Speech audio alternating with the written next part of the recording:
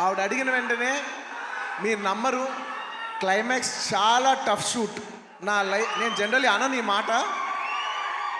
నేను ఇప్పటివరకు చేసిన క్లైమాక్స్లోనే one of the most difficult climax, చాలా టైరింగ్ క్లైమాక్స్. అంత సిచ్యువేషన్లో కూడా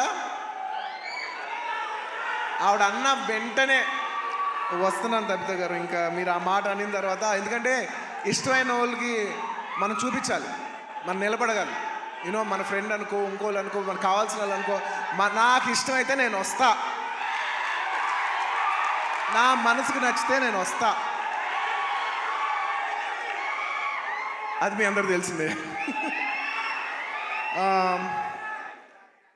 అండ్ తబిత గారు, రియలీ మిమ్మల్ని